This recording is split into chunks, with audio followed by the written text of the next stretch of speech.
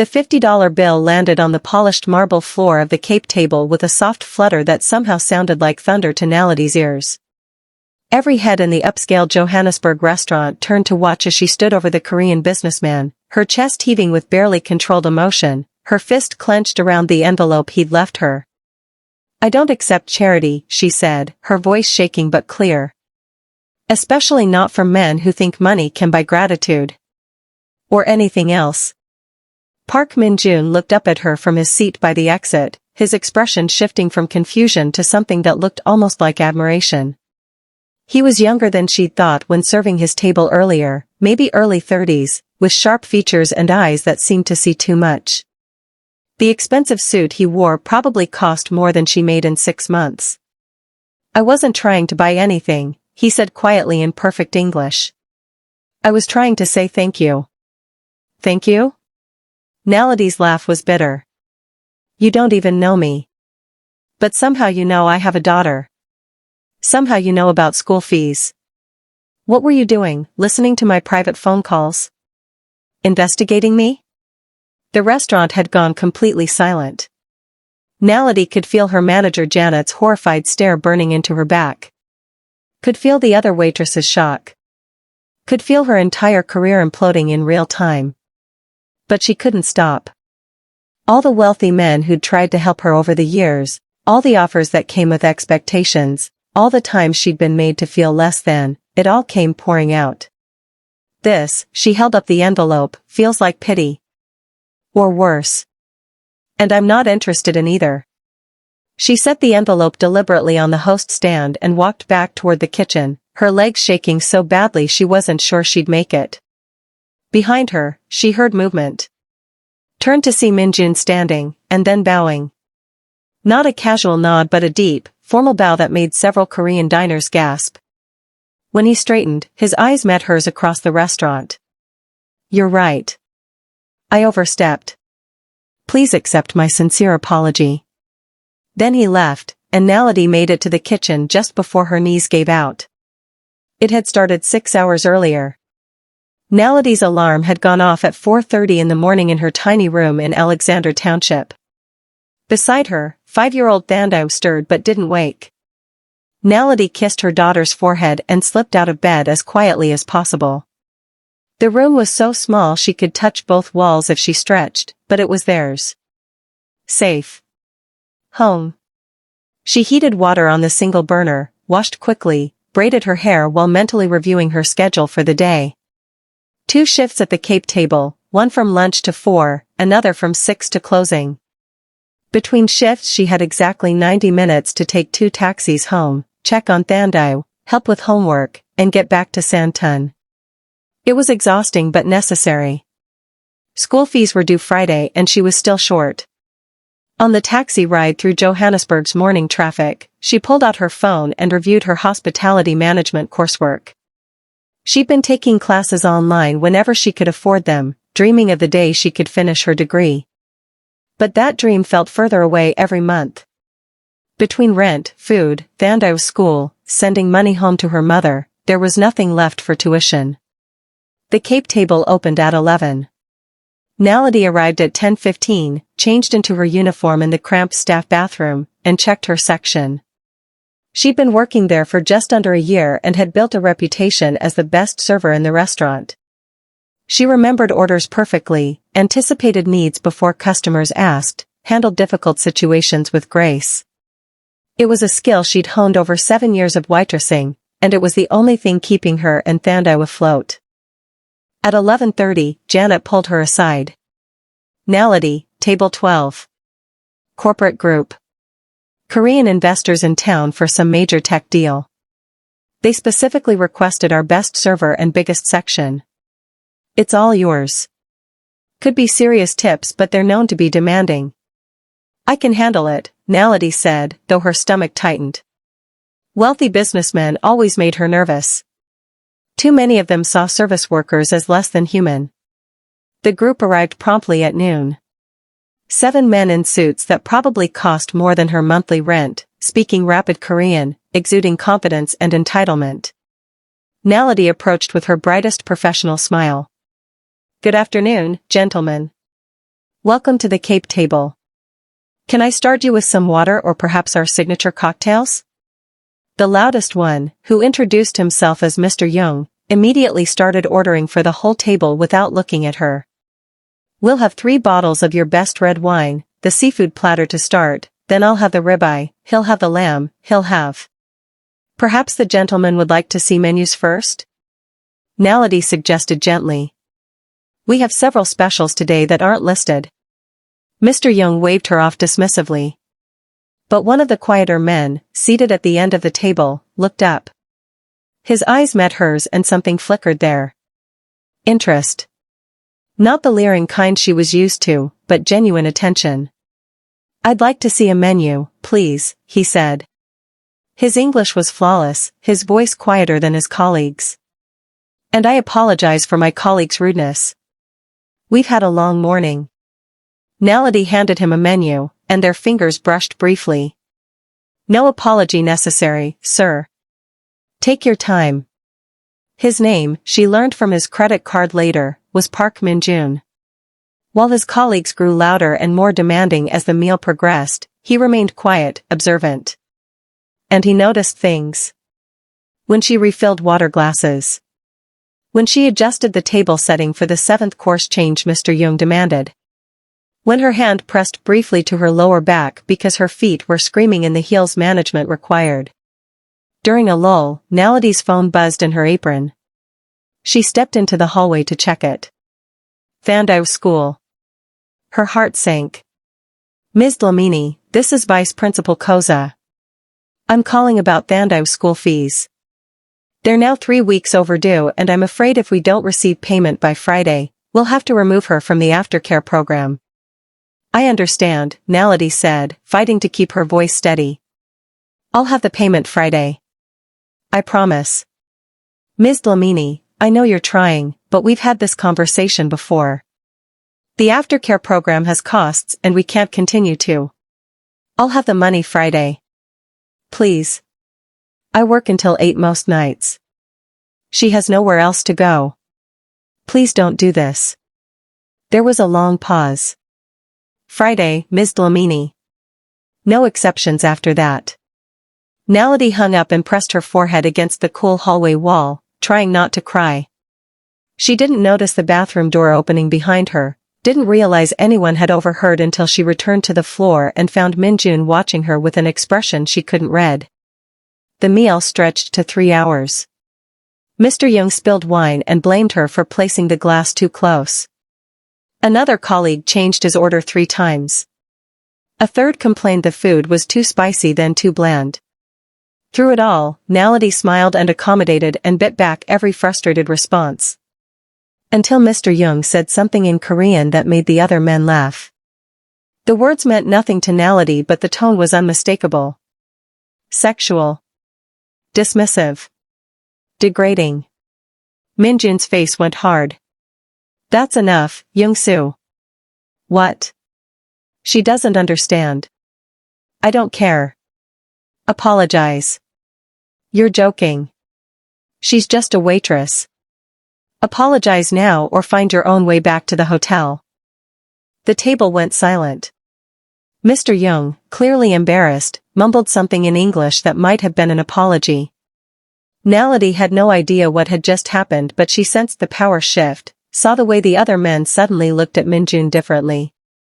When the bill came, 15,000 rand for 7 people, Min-jun pulled out his personal card. My treat today, gentlemen. They left in a cluster of expensive cologne and loud conversation. Naledi cleared the table mechanically, exhausted. Then she saw the envelope with her name written in careful English script. Inside was a $50 bill, nearly 900 rand, and a note. Your service was exceptional. Your daughter is lucky to have such a dedicated mother. Park Min-jun. The words blurred as Naledi's vision went red. He'd been listening. Eavesdropping on her private phone call about Thandai, about school fees, about her struggles. And now he was what, throwing money at her? Feeling sorry for the poor single mother? She looked up and saw him by the exit, watching her with that same intent expression. Waiting for her reaction. Expecting gratitude probably. Something in Naledi snapped.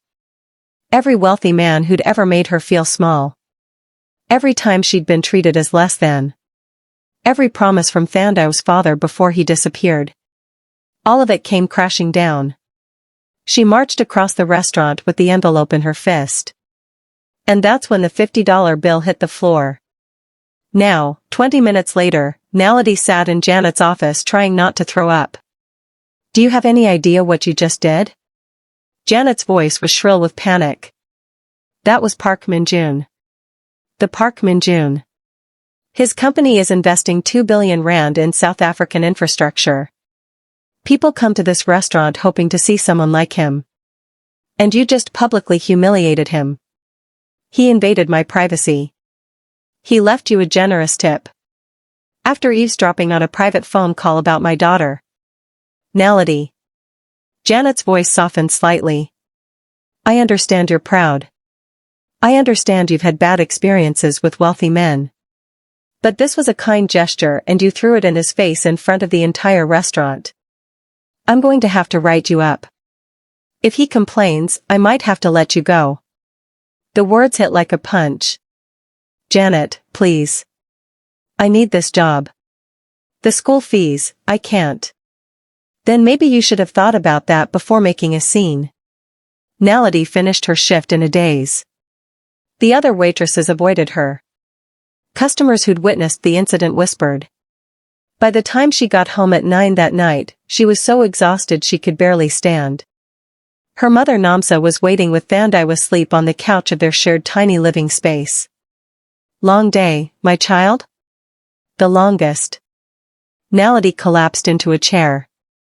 Namsa studied her face with the knowing look only mothers possess. What happened? The story came pouring out. When Naledi showed her mother the $50 she'd refused, Namsa's reaction wasn't what she expected. You turned down 900 rand? Naledi, the school fees are due in 3 days. Mama, he knew about Thandai. He'd been listening to my private conversation. It felt wrong. Or maybe he was kind. Maybe he heard a mother struggling and wanted to help. Help comes with strings. It always does. Not always, child.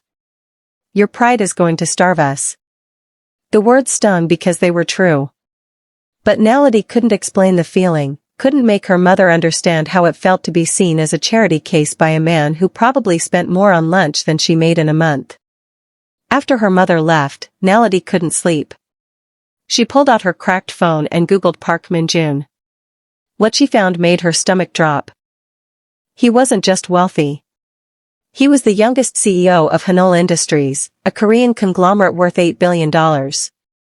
His father had founded the company but Min-jun had transformed it, focusing on sustainable technology and social responsibility. The South African investment Janet mentioned was his initiative, aimed at bringing green energy solutions to underserved communities. But it was the personal articles that made Naledi's anger start to shift into something more complicated. Park Min-jun, the CEO who never forgot his roots from poverty to billions, the Min-jun story. Hanol Industries leader honors late mother with charity work. She clicked on the last article and started reading. Min-jun's mother had been a single parent, a cleaning woman who'd worked 3 jobs to raise him after his father abandoned them when Min-jun was 2 years old. She'd died of heart failure when Min-jun was 20, her body giving out from years of exhaustion and overwork. The article said she'd collapsed at her 3rd job of the day, a late-night office cleaning shift, and had been found by security guards. The article included a quote that made Naledi's throat tight. My mother taught me that every person deserves dignity. She worked herself to death so I could have opportunities she never had. When I see someone working hard, sacrificing for their family, I don't see weakness. I see the strongest people on earth. I see my mother. And I think about all the people who could have helped her but didn't. All the people who saw her struggling and looked away. I promised myself I would never look away. There was a photo accompanying the article. A much younger Min-jun standing beside a small Korean woman in a cleaning uniform. She was smiling despite looking exhausted, her arm around her son with obvious pride. The caption read, Park Min-jun with his late mother, Park Soo-jin, 6 months before her death. Naledi stared at that photo for a long time. The love in the woman's eyes. The way young Min-jun looked at his mother with such devotion. The visible exhaustion in both their faces. She looked exactly like Naledi felt.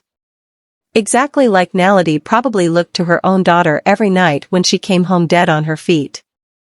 What if she'd completely misread the situation? What if the tip wasn't pity but recognition? What if he'd seen his mother in her and been trying to honor that, not insult it? The thought was somehow worse than him being condescending. It meant she'd thrown a genuine gesture back in his face. It meant she'd rejected someone's attempt to do the thing he wished someone had done for his mother. Naledi finally fell asleep at 3 in the morning, her alarm set for 4:30, her mind churning with guilt and confusion. Tomorrow was her day off, and she had a decision to make. She woke to find a text message from an unknown number, timestamped 2 a.m.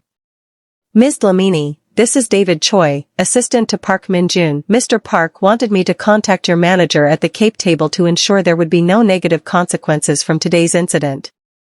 He's informed the restaurant that you acted with complete professionalism and that he was the one who overstepped boundaries. Your job is secure. He also wanted me to tell you that your daughter is very lucky to have you. He hopes you'll accept his apology for making you uncomfortable. Regards, David Choi. Naledi read the message 3 times, tears streaming down her face. He protected her job. Made sure she wouldn't face consequences for rejecting him. Even apologized again through his assistant. She made a decision. The Michelangelo Hotel in Santon was the kind of place Naledi had never imagined entering as anything other than staff. The lobby was all marble and chandeliers and intimidating elegance. The concierge looked at her church dress, the only nice outfit she owned besides her work uniform, her worn handbag that had been her mother's, her township background written in every nervous gesture, and his expression said she didn't belong. I'm here to see Park Min-jun, she said, forcing her voice steady despite her hammering heart. Do you have an appointment? No, but tell him Naledi Dlamini is here. He'll see me. The concierge's skepticism was obvious, clearly thinking she was delusional. But he made the call, his voice dripping with condescension. His eyebrows shot up in shock as he listened to whoever was on the other end. Mr. Park says to send you up immediately. Penthouse floor. The elevator ride felt like ascending to another world. Naledi watched the numbers climb, her reflection in the mirrored walls showing a woman who looked terrified and determined in equal measure. When the doors opened on the penthouse floor, Min-jun was waiting in the hallway, and the look on his face when he saw her was pure, unguarded happiness that made her heart squeeze. You came, he said, and his voice held wonder, like her showing up was the best surprise he could have imagined. I came to understand why, Naledi said, proud that her voice was steady even though her hands were shaking. Why the tip? Why any of this? I need to know what you want from me because in my experience, men don't help women like me without expecting something. Come in. I'll tell you everything. I promise complete honesty, no matter how uncomfortable. His penthouse suite had floor-to-ceiling windows overlooking all of Johannesburg. Naledi could see Alexander from here, the township where she lived looking small and far away. She could see the highway she took every morning in packed taxis. Could see Santon's gleaming towers where she worked. The contrast between this world and hers felt impossible to bridge, like looking at 2 different planets from space. Min-jun poured tea for both of them with careful, deliberate movements that suggested he was as nervous as she was. My mother was a cleaning woman in Seoul. Single parent. My father left when I was 2 years old. I don't have a single memory of him living with us. My mother worked 3 jobs to keep me in school. I'd wake up at 4 in the morning and she'd already be gone to her first job. Come home at 10 at night and she'd be cooking my dinner, falling asleep standing up at the stove. He pulled out his phone and showed Naledi a photo. A small Korean woman in a cleaning uniform, tired but smiling, her arm around a younger Min-jun. The same photo from the article, but seeing it on his phone, carried with him, made it more intimate. More real. When I was in college studying business, I got my first real internship at a tech startup. Good pay, great opportunity. I was so excited to tell her, to show her that her sacrifices were paying off. I had this whole plan. I was going to take her to a nice restaurant, tell her about the internship, promise her she could quit her jobs and I'd take care of her from now on. His voice cracked slightly. She collapsed at work before I could tell her. Heart failure from years of stress and exhaustion and poverty. The doctor said her heart was like an engine that had been running on empty for too long. She died 3 days later in the hospital. I was 20 years old, holding her hand, and I'd just gotten my first business internship. I thought I was going to save her, give her a better life. Instead, I was too late by about 6 months. Naledi's throat tightened with unshed tears, but she didn't interrupt. The last thing she said to me was, "I'm proud of you." Not, "I'm sorry I'm dying" or "I'm scared." Just, "I'm proud of you." Like even in death, she was still trying to take care of me. Still trying to make sure I knew I mattered. Min-jun wiped at his eyes roughly. "I'm sorry. I don't usually talk about this." "Don't apologize," Naledi said softly. "Keep going. Yesterday, when I saw you working, running between tables, professional despite being exhausted, dealing with Young-soo's inappropriate comments and demands and all of it with such grace, I saw my mother. And then I overheard your phone call.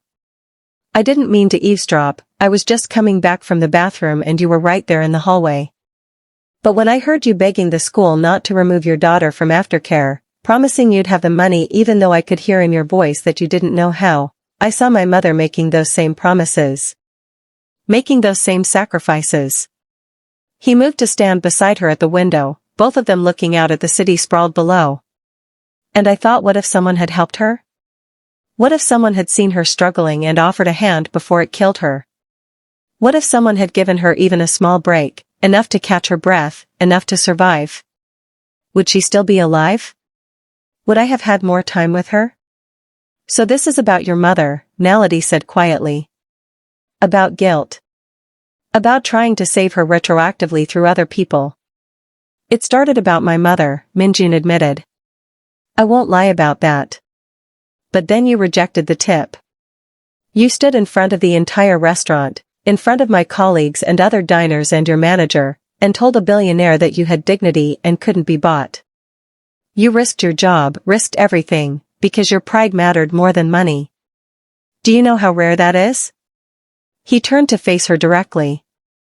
"I meet people every day who would sell anything for far less than $50. People who pretend to agree with me because I sign their paychecks. People who laugh at my jokes even when they're not funny. People who will compromise every value they claim to have for a business deal or a promotion or access to wealth. And then I meet you, and you throw money back at me because accepting it felt wrong. You chose dignity over security. That's not just rare, Naledi. That's extraordinary." "I was probably just being stupid," Naledi said, but her voice was soft. "My mother certainly thinks so. You were being principled. There's a difference." Min-jun walked to a desk and pulled out a folder. "You asked what I want from you. Honestly? I don't know. I came back to the restaurant planning to do something good, something my mother would have wanted. But when you rejected it, when you walked away, I realized I wanted you to come back. Not because I'm used to getting what I want. Because meeting someone who can't be bought is like finding something precious in a world full of imitations." He handed her the folder. "I called Hospitality Futures in Cape Town this morning. It's one of the best hotel management schools in Africa. I told them about a brilliant woman who should have finished her degree years ago but had to stop because she was raising a daughter alone and working 2 jobs. I asked them to review your old transcripts from University of Johannesburg." Naledi opened the folder with trembling hands. Inside was a letter from Hospitality Futures offering her a full scholarship. Tuition covered. Housing stipend included. Childcare support for Thandau provided. 2 years to complete her degree with a guaranteed placement program at 5-star hotels afterward. "You did what?" Her voice came out as a whisper. I opened a door. I didn't pay for the scholarship, the school did after reviewing your academic record. Did you know you had a 3.9 average before you had to drop out? The director told me you're exactly the kind of student they want. Brilliant, driven, someone who understands the service industry from the ground up. You called a school about me? Tried to redesign my entire life without asking? I made one phone call asking them to look at your qualifications. They made the offer based on your merit. The scholarship exists because you earned it 7 years ago. I just made sure they knew you existed. This is insane. Naledi's voice rose. This is worse than the tip. You're trying to uproot my entire life, move me to Cape Town, change everything about my world. I'm offering you choices you didn't have yesterday. Take the scholarship or don't. Move to Cape Town or don't. Let me get to know you or don't. But stop assuming every gesture is an insult to your independence. Sometimes help is just help. And sometimes billionaires play games with people's lives. Naledi was shaking now, overwhelmed. Sometimes rich men make promises and then disappear when reality gets hard. I'm not playing games. And I'm not him. You don't know who him is. Thandau's father. The man who promised you everything and delivered nothing. The man who's never met his own daughter. Min-jun's voice was gentle but firm. Am I right? Naledi felt like all the air had left her lungs. How did you? I didn't investigate, if that's what you're thinking. But I've seen that look before. The fear that anyone offering help must want something. The certainty that promises are just pretty lies. The belief that you have to do everything alone because trusting people only leads to disappointment. My mother had that same look every time someone offered assistance. She'd been let down so many times she couldn't accept help anymore without suspecting ulterior motives. So you're saying I'm damaged? Broken? I'm saying you're protecting yourself. And I understand that. But Naledi, you're also hiding behind that protection. Using it as an excuse to never let anyone close enough to help you, or love you, or be your partner. The words hit like a slap because they were true.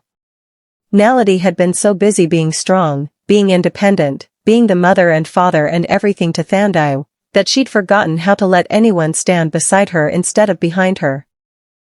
I'm terrified, she admitted, her voice breaking. Terrified the scholarship is real and I'll fail.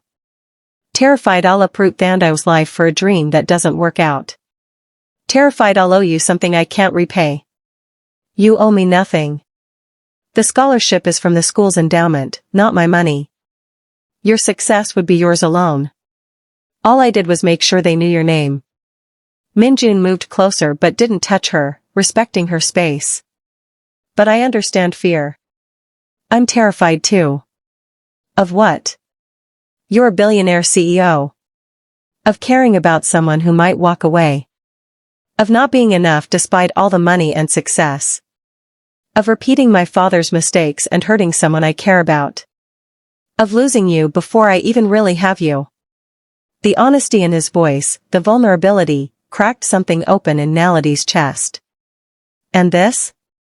She gestured between them. Whatever this is? What do you want from it? That depends on what you want it to be. I'd like to get to know you. Spend time together. See if this connection I feel is real or just my imagination. No obligations. No expectations. Just two people seeing if they enjoy each other's company. A date. With a billionaire who Googles people and calls schools on their behalf. With a man whose mother taught him everyone deserves dignity and second chances, and who's trying very hard not to mess this up because you're the most fascinating person he's met in years. Despite everything, Naledi felt a smile tugging at her lips. You're very strange, Park Min-jun. I've been called worse. Much worse. Young-soo called me a soft-hearted fool last night when I told him I'd protected your job. You told him that? I told him that any man who makes inappropriate comments about women deserves to lose business opportunities. Then I removed him from the South African project team. He's being sent back to Seoul tomorrow. Naledi stared at him. You fired someone for making a comment about me? I reassigned someone for being disrespectful and inappropriate. It's not the first time he's created problems. It was just the final straw. Min-jun shrugged. I don't work with people who treat service workers or anyone else as less than human. It's one of my few non-negotiable rules. She left 30 minutes later without committing to anything, but she took the Hospitality Future's contact information. And when she got home, she called the school to verify everything Min-jun had told her. Director Nadu's voice was warm and professional. Ms. Dlamini, thank you so much for calling. I've been hoping to hear from you. I want to be absolutely clear that while Mr. Park brought you to our attention, this scholarship is awarded purely on merit. We reviewed your academic record from UJ and were genuinely impressed. A 3.9 average while working full-time and raising a child as a single mother? That's the kind of determination and excellence we look for. He didn't pay for it? Naledi had to be sure. He donated to our general scholarship fund 3 years ago, long before he knew you existed. That donation supports several students annually. This specific scholarship for you comes from the school's endowment based on your qualifications. He simply made sure we knew a qualified candidate existed. Everything else is about you and your merit. For the first time, Naledi let herself believe it might be real. That maybe, just maybe, this wasn't charity or pity or manipulation. It was just an opportunity that she'd earned. Over the next 3 weeks, something unexpected happened. Min-jun didn't push or pressure. He just existed in her life in small, thoughtful ways that slowly wore down her defenses. Coffee meetings where they talked about everything except money or obligations. He asked about her childhood in KwaZulu-Natal, her relationship with her mother, her dreams before Thandai was born. She asked about Seoul, about building a business empire, about the pressure of living up to a dead mother's sacrifices. They talked about books and music and food and dreams. A Korean children's book arrived for Thandai with a note in careful English. Dear Thandai, this was my favorite book when I was your age. It's about a little girl who works very hard and never gives up. It reminded me of your mama. Study hard and make her proud. From Uncle Min-jun. Thandai was enchanted by the colorful illustrations and insisted Naledi read it every night, even though half of it was in Korean and they had to guess at meanings. Min-jun asked questions about Thandai that showed genuine interest. What was her favorite subject?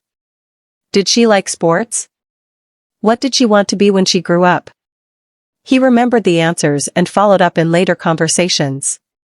When Naledi mentioned Thandai loved drawing, he sent a set of quality art supplies with a note, for the future artist. From someone who believes in supporting creative dreams.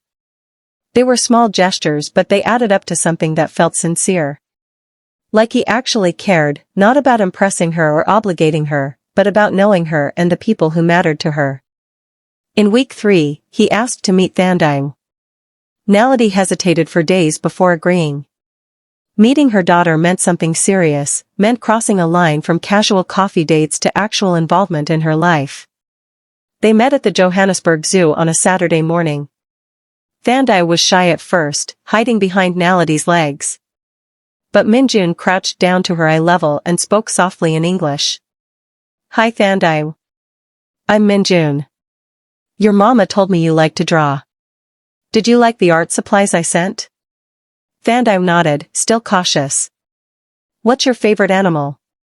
Elephants, Thandai whispered. Mine too. Want to go see them together? Something in his gentle, patient approach won Thandai over. Within an hour, she was holding his hand and chattering excitedly about everything they saw. Min-jun listened attentively, asked questions, never once checked his phone or seemed distracted. Uncle Min-jun, can you teach me to speak Korean? Thandai asked as they ate ice cream. If your mama says it's okay, I'd love to teach you. Mama, can he? Please? Naledi looked at Min-jun, saw the hope and uncertainty in his eyes, and made a decision. Okay. But only if you practice your English homework first. I promise. Uncle Min-jun, can you come to my school play next month? I'm a flower. I'd be honored to see you be a flower. Later, after Thandai fell asleep in the taxi home, Naledi found herself smiling. He'd been perfect with her daughter. Not trying too hard, not bringing expensive gifts, just being present and kind. Thandai had been talking about him nonstop. Mama, I like Uncle Min-jun. He's nice. Not like other grown-ups who talk to you but look at their phones. He really listens. Out of the mouths of children, Naledi thought. Because Min-jun did listen. Really listened. Like her words and Thandai's words and everyone's words actually mattered. Like people weren't just obstacles or resources but human beings worth his time and attention. In week 4, she officially accepted the scholarship. Min-jun was in Cape Town on business the day she toured the campus, which might have been coincidence or might have been him being thoughtful about not hovering. He sent a simple text, "Congratulations. You earned this. Proud of you. M." The campus was beautiful. The program was intense and prestigious. The scholarship covered everything she and Thandai would need.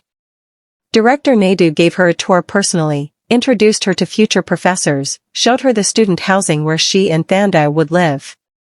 "You're going to do amazing things here, Ms. Dlamini. I can feel it." That night, Naledi called Min-jun to thank him. "You were right. It's real. It's mine. I'm going to Cape Town. I'm happy for you." His voice was warm but she heard something underneath. Sadness maybe. The reality that she'd be 500 miles away. "Min-jun, I want you to know that I'm grateful. For pushing me to look into this. For believing I could do it when I'd stopped believing in myself. You would have gotten there eventually. I just helped speed up the timeline. Still. Thank you." Their first real date happened in week 6. Not a fancy restaurant but a jazz club in Newtown that Min-jun had researched specifically because Naledi mentioned once that she loved jazz but rarely got to hear it live. They drank wine and listened to music and talked about everything and nothing. When a slow song started, Min-jun stood and offered his hand. "Dance with me? I'm not a good dancer. Neither am I. We'll be bad together." They danced badly and laughed until they cried. Naledi couldn't remember the last time she'd laughed like that, free and easy and without worry. For a few hours, she wasn't a struggling single mother or a waitress or someone drowning in responsibility. She was just Naledi, dancing with a man who made her feel seen and valued and beautiful. During a break, they sat close in a corner booth and he told her about growing up poor in Seoul. About wearing second-hand uniforms to school and being embarrassed. About kids making fun of his mother's job. About the shame he'd felt and the shame he felt now for ever being ashamed of her. She told him about Thandai's father. About getting pregnant at 21 with a man she thought loved her. About him being from a wealthy Johannesburg family who paid for her first year at UJ then pressured her to terminate when she wouldn't give the baby up for adoption. About him disappearing completely when she chose to keep Thandai, and how she hadn't heard from him in 6 years. "He said he loved me," Naledi said quietly. "Said he'd support me and the baby. His family offered me money to either abort or give the baby away. When I refused both, he just vanished. Changed his number. Blocked me on everything. Thandai doesn't even know his name. He's an idiot and a coward. He's rich and successful and probably doesn't think about us at all. Still a coward. Because he lost you and Thandai. And that makes him the biggest fool who ever lived." The kiss happened in week 8. Min-jun had been in Korea for 2 weeks dealing with company business. They'd video called every night, and Thandai had hijacked half the conversations to practice her Korean counting and show him her latest drawings. When Naledi picked him up at the airport, she hadn't planned what happened next. But she saw him walking through arrivals, saw his whole face transform with joy when he spotted her, and something inside her just knew. She walked straight to him and kissed him before he could say a word. It was gentle and sweet and terrifying and perfect. His hands came up to cup her face carefully, like she was something precious. When they broke apart, they were both breathless. "I missed you," she whispered. "I missed you too. So much. I'm falling for you and it scares me to death." "Good. Because I'm already gone and you're catching up. We're moving to Cape Town in 6 weeks." "I know. I'll visit every other weekend." "That's a 10-hour flight." "I don't care. I'd fly twice that to see you." "This is crazy. Best kind of crazy." They went to her apartment in Alexandra, his first time seeing where she actually lived. He didn't flinch at the small space or the worn furniture or the township location. He just said, "This is nice. Cozy. Feels like a home." Thandai came running when she heard his voice. "Uncle Min-jun. You came back. Can you help me with my Korean homework?" "Of course. Let me see what you've been working on." Naledi watched them sit together at her tiny kitchen table, Min-jun patiently correcting Thandai's pronunciation and praising her progress, and felt something settle in her chest. Something that felt like possibility. Like maybe, just maybe, this could work. But then came week 10 and everything shattered. Min-jun's father arrived in Johannesburg without warning, and Naledi didn't meet him, but she heard about the confrontation from David, Min-jun's assistant who'd become her friend. They met for coffee and David looked shaken. It was brutal. Mr. Park Sr. basically told Min-jun he was destroying the family reputation by dating a waitress with a child.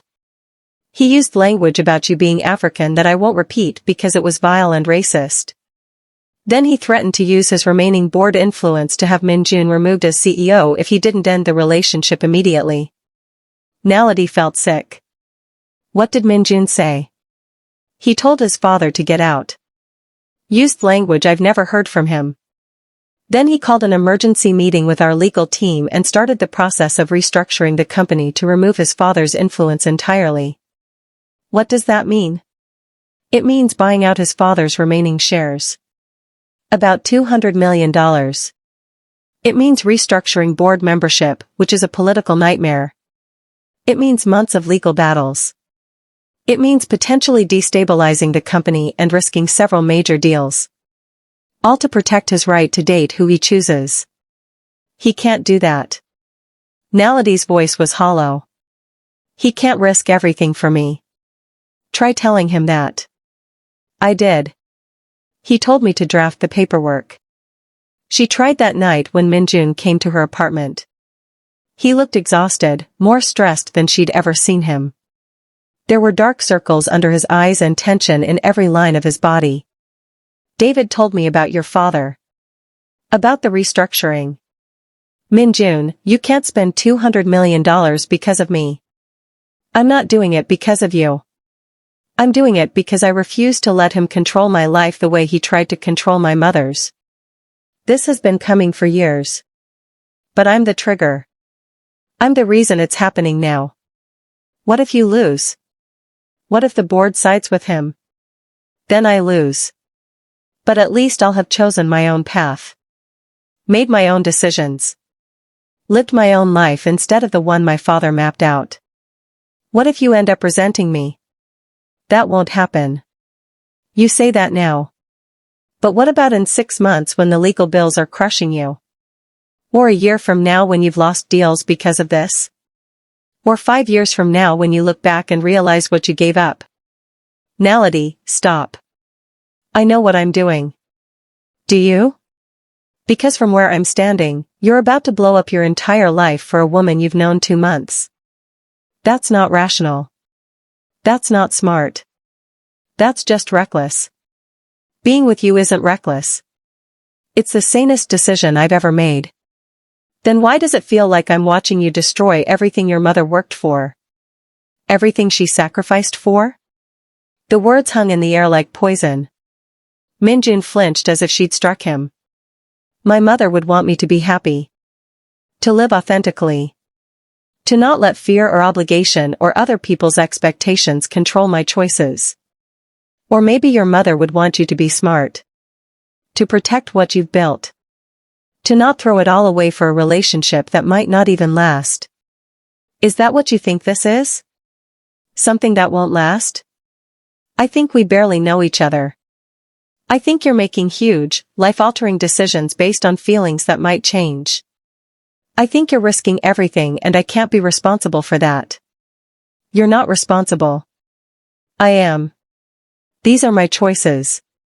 Choices you're making because of me. Don't you see? I'm the problem.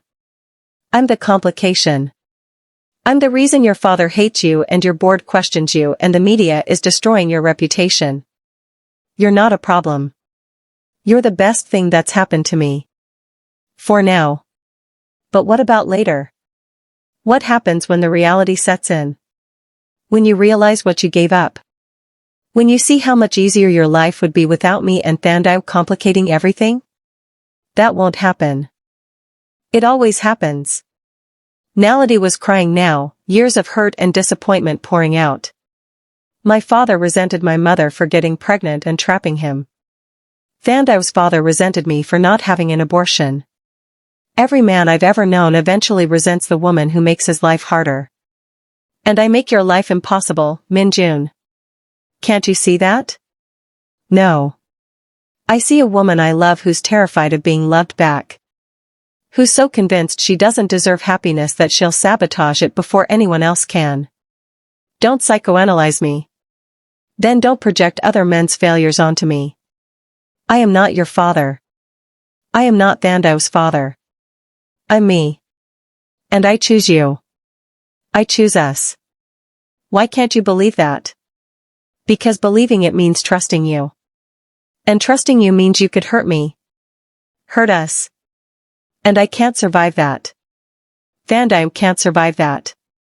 So what are you saying? You want to end this? The question hung between them.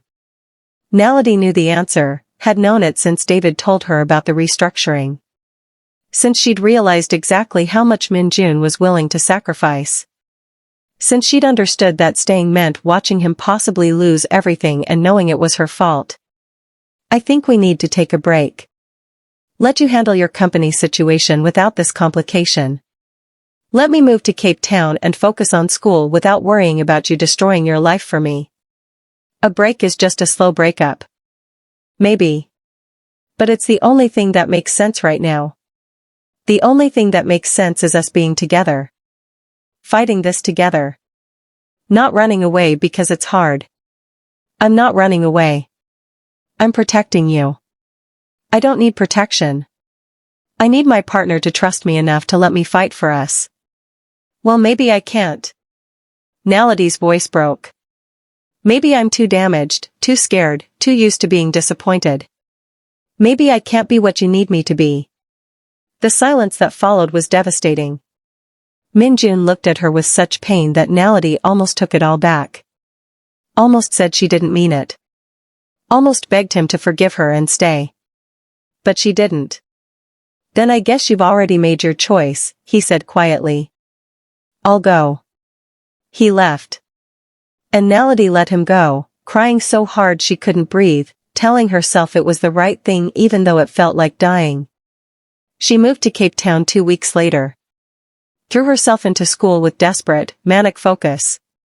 The coursework was intense but she welcomed it. Anything to keep her mind occupied. Anything to stop thinking about Min-jun and the look on his face when she'd pushed him away. Thandai asked about Uncle Min-jun every day for the first month. When is he visiting? Can we call him? Does he still want to teach me Korean? Naledi deflected and made excuses until she finally snapped. He's not coming, Thandai. We're not seeing him anymore. You need to stop asking. Her daughter cried herself to sleep that night and Naledi hated herself. But she couldn't explain to a 7-year-old what she barely understood herself. The fear. The certainty that anyone who got close would eventually leave. The conviction that she was better off alone than waiting for the inevitable disappointment. The scholarship was everything Director Naidu had promised. The program was intense, prestigious, designed to fast-track hospitality managers into leadership positions. Naledi was brilliant at it. top of her class within weeks. Professors praised her insight, her work ethic, her natural understanding of service dynamics. But she was miserable. Everything reminded her of Min-jun, Korean restaurants in Cape Town that she couldn't walk past without her chest tightening. The Korean phrases Thandai still practiced from the book he'd sent, hoping he'd come test her someday. The business news she couldn't help following, tracking his company's recovery, his father's removal from the board, his complete victory that should have felt triumphant but probably felt empty. She saw articles about the restructuring. Park Min-jun had won. Bought out his father completely. Reformed the board. Secured all partnerships. The company was stronger than ever. The articles painted him as a visionary leader who'd stood up to family pressure and emerged victorious. But in the photos accompanying the articles, he looked tired. Alone. The victory smile didn't reach his eyes. Naledi told herself it wasn't her problem anymore. She'd made her choice. He'd move on. Find someone easier, someone who didn't come with baggage and trauma and a child. Someone from his world who understood the rules and could stand beside him without fear. The thought made her sick, but she told herself it was for the best. 6 weeks after their breakup, a letter arrived. Hand-delivered to her student housing.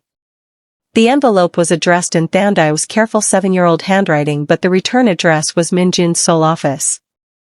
Naledi opened it with shaking hands.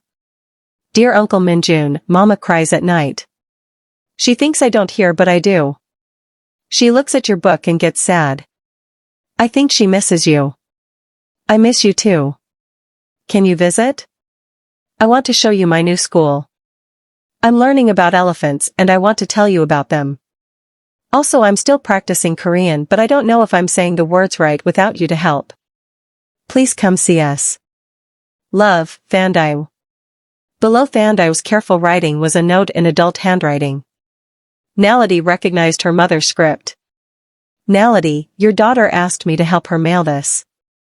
I told her Uncle Min-jun was probably busy, but she insisted. She misses him. More importantly, you're miserable without him. Stop being stubborn and call the man. Mama. Naledi stared at the letter for a long time. Her 7-year-old daughter had more courage than she did. Had reached out across the distance and said what Naledi was too afraid to say. I miss you. Please come back. She picked up her phone 3 times that night but couldn't bring herself to call. What would she even say? Sorry I pushed you away? Sorry I was too scared to trust you? Sorry I couldn't believe someone might actually stay? The decision was taken out of her hands 3 days later when there was a knock on her door at 8 p.m. Naledi opened it and there was Min-jun, looking exhausted and hopeful and nervous. You came, she breathed. Your daughter sent me a very persuasive letter. She said you were crying at night and missing me. I had to check if that was true. Min-jun, Let me talk first. Please. He took a breath. I restructured the company. Removed my father completely. Secured every partnership, stabilized every deal. Won every battle I needed to win. And I did it all hoping that when the dust settled, you'd see that I meant what I said. That I chose you. That I'd choose you every single time, no matter the cost. I was trying to protect you. I know. But Naledi, you can't protect someone from their own choices. And I chose to fight for us. I chose to prove that I'm not like the men who left you. I chose to build a future where I could be the partner you and Thandai deserve. I'm still in school. Still have a year and a half left. Still have a daughter who comes first. Still have all the same baggage and fear and damage I had 2 months ago. I know. And I love all of it.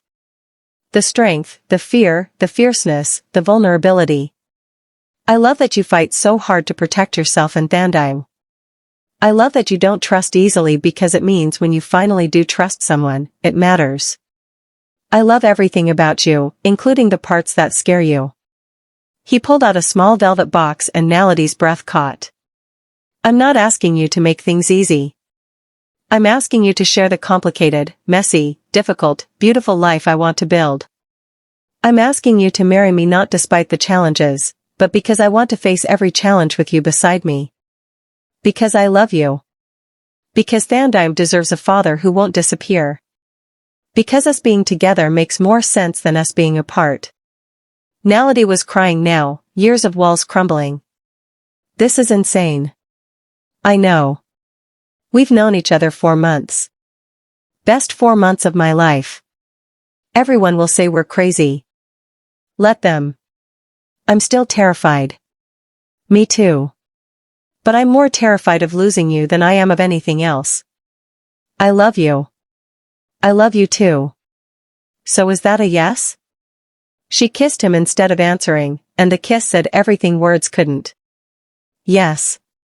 1,000 times yes. I'm scared but I'm choosing you anyway. I'm choosing us. When they broke apart, Thandai was standing in the doorway of her bedroom, rubbing sleep from her eyes. Uncle Min-jun? You came. I came, little one. Your mama and I were just talking. Are you staying this time? If your mama says yes, I'm never leaving again. Thandai looked at Naledi with such hope it broke her heart. Mama? Can he stay? Yeah, baby. He can stay. Thandai ran to Min-jun and he scooped her up, both of them crying happy tears. And Naledi watched the man she loved holding her daughter and felt something she hadn't felt in 7 years. Safe. Seen. Home. 1 year later, Naledi graduated top of her class from Hospitality Futures. The graduation ceremony was packed with family. Min-jun, Thandai, Namsa, her 2 brothers who'd flown in from Durban, David and several other friends from Min-jun's team, even director Nadu who beamed with pride as Naledi crossed the stage. She'd already accepted a position as assistant manager at the Table Bay Hotel in Cape Town, one of the most prestigious 5-star properties in Africa. Not through connections or favors but through her own merit, her own interviews, her own excellence. The job paid well enough that she could afford a real apartment. Could save money. Could breathe. The wedding was planned for 6 months later in Johannesburg. A fusion ceremony that would blend traditional Zulu and Korean elements. Her mother and Min-jun's legal team had been planning for months, creating something that honored both cultures, both families, both worlds coming together. Min-jun had learned enough Zulu to ask Namsa's permission properly, spending hours with Naledi's mother via video call, practicing the phrases until he got them right. When he'd finally asked, in halting but sincere Zulu, Namsa had cried and said yes and told him he was already her son in her heart. Thandai called him Baba now, Zulu for father. The first time she'd said it, Min-jun had cried. And when he'd officially started adoption proceedings, making it legal, he'd cried again. You're already mine in every way that matters, he'd told Thandai. But I want the world to know it too. Is that okay with you? Can I be Naledi Dlamini Park? If that's what you want. I want to be both. Mama's and yours. Both names. Then that's what you'll be. On the day after graduation, Naledi insisted on one last visit. They drove to Johannesburg, the 3 of them plus Namsa, and went to the Cape table where it had all started 18 months ago. Janet nearly fainted when they walked in. Ms. Dlamini. And Mr. Park. Thandai. What a wonderful surprise. We wanted to have lunch where we met, Naledi explained. For old time's sake. Of course. Table 12 is available. Please, follow me. They sat at the same table where Min-jun had first watched Naledi work. Where she'd served his difficult colleagues with grace. Where he'd left a tip that had changed everything. The young waitress serving them was new, nervous, clearly struggling. She dropped a fork, apologized profusely, mixed up drink orders twice. Naledi saw herself in the girl's exhaustion, in the way she bit her lip when she made mistakes, in the determination to keep going despite being overwhelmed. When they finished eating and the bill came, Naledi pulled out her wallet. Min-jun started to object but she shook her head. This one's mine. She paid the bill and left a tip. $50 and a note, written in her careful handwriting. Your service was exceptional. Your child is lucky to have you. Keep fighting. Sometimes the worst moments become the best stories. Sometimes rejecting the wrong thing leads you to the right everything. Sometimes the person you push away comes back. Sometimes love is patient enough to wait for fear to turn into faith. From someone who knows. As they left the restaurant, Min-jun pulled her close. Thandai held both their hands, swinging between them happily.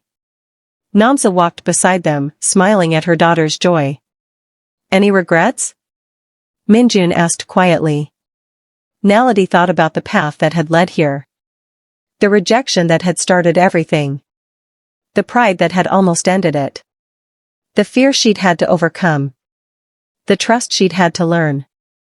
The love she'd finally let herself accept and return. Not a single one.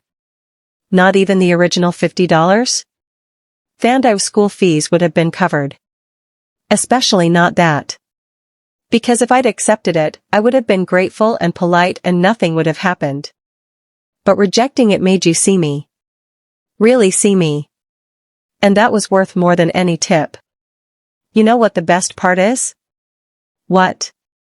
Your daughter is going to grow up watching her mother be brilliant and successful and happy. She's going to see her mother finish her degree and build a career and marry for love. She's going to know that single mothers can achieve anything. That African women belong anywhere they want to be. That saying no to the wrong things makes room for the right things. And she's going to have a father who shows up. Who keeps promises. Who teaches her that not all men leave. Always. I'll always show up. For both of you. They walked through Santon's sunlit streets, a family pieced together from rejection and risk and radical trust. The waitress who'd said no. The billionaire who'd heard yes in her rejection. The daughter who'd refused to let fear win. The mother who'd blessed the chaos. Sometimes the worst mistakes become the best decisions. Sometimes what looks like an ending is really a beginning. Sometimes you have to reject the wrong thing to find room for the right everything. Sometimes you have to be brave enough to push someone away so you can be sure they'll come back. And sometimes, a $50 tip returned with pride becomes the foundation of a love story that spans continents, cultures, and every fear that says it can't work. 3 months later, at their fusion wedding in Johannesburg, Min-jun and Naledi stood before 200 guests from Korea and South Africa. She wore a dress that blended white Western style with Zulu beadwork. He wore a suit with subtle Korean embroidery and Zulu print accents. During the ceremony, Thandai stood beside them as their flower girl turned junior bride. When the officiant asked if anyone objected, she'd shouted no. They love each other, and everyone had laughed. In his vows, Min-jun said in both English and Zulu, "You taught me that the bravest thing we can do is trust someone with our whole heart, even when every experience tells us not to. Thank you for being brave enough to trust me. I will spend every day proving you made the right choice." In her vows, Naledi said in both English and Korean, "You taught me that some people actually stay. That some promises actually get kept. That some love is strong enough to weather any storm. I'm done being afraid. I choose you. I choose us. I choose forever." As they kissed to thunderous applause, as their families from opposite sides of the world cheered together, as Thandai hugged them both and cried happy tears, Naledi thought about that moment 18 months ago in the Cape table. The moment she'd rejected $50 and accidentally accepted everything. If this story touched you, if you believed in Naledi's journey from rejection to forever, if you felt every moment of fear and hope and love, then I need 3 things from you. Hit that subscribe button because we're creating more Afro-Korean love stories that celebrate strong women, genuine men, and love that crosses every boundary. Drop a comment telling me your favorite moment in this story or sharing a time you had to choose between pride and possibility. And smash that like button if you believe the best love stories are the ones worth fighting for, the ones that require us to be brave, the ones that prove love is always, always worth the risk. Thank you for spending this time with Naledi and Min-jun. Their story reminds us that sometimes our biggest mistakes open doors to our greatest blessings. I'll see you in the next story.